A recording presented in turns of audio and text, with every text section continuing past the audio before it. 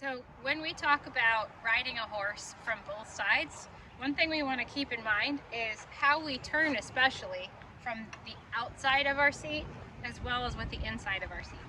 So if we think about this balance rider as a horse's rib cage, we can imagine that his withers would be right here and his head and neck would be coming out somewhere from right here. A lot of us will turn from our inside only, or just pulling the inside rein only. So Nicole can simulate that by, put your hands in front of you like you have two reins, and just go ahead and pull the left rein to turn. So if we look at this horse, try not to fall down for a second while we examine what's happened. The horse's rib cage is actually rotated to the outside, and the horse's head and neck, say, because she's pulling them, would be flopped over this way, but the horse would actually be going that way. And we've probably all experienced that, where you feel like you've folded the neck, but the horse's body is going the opposite way. So go ahead and straighten out. So by pulling the inside rein only, we've actually offset the horse's rib cage. We can fold the neck around, but the horse might feel like they're going the wrong way. So what we want to do instead is turn the whole horse, I'll wait for the traffic to go away, starting from the outside of the body and then stabilizing on the inside of the body. So we want to think about both seat bones being level, and if we make a left turn, it's going to look something like this, as opposed to this. So Nicole's going to turn her right hip to start a left turn, and then her left hip follows. So that keeps this horse's rib cage nice and steady, and it makes it very easy for this horse to make a left turn.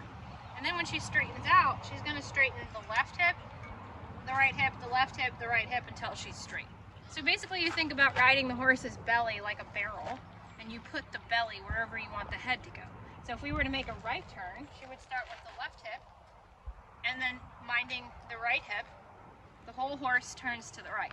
So if we were making a turn to the left, Nicole would ride the right hip forward, the left, the right, the left, the right, the left. So she's stable on both sides.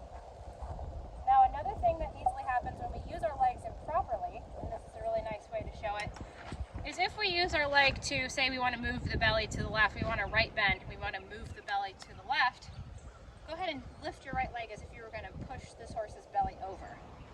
Okay, so this is really important to understand, is that if this were the withers, that horse's belly would actually be going in the direction Nicole would be trying to move it away from. So by becoming on level with her seat, she's rotated the belly into her leg.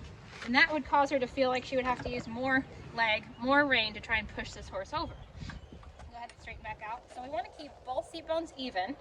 And if Nicole were to use, say she's on a right bend, so we're turning to the right, she wants to use just enough leg to move this belly over, it would be something like that, which is mostly from the thigh, just enough to move this belly over. Because if we lift the leg and scrunch, we're actually rotating the belly into the leg.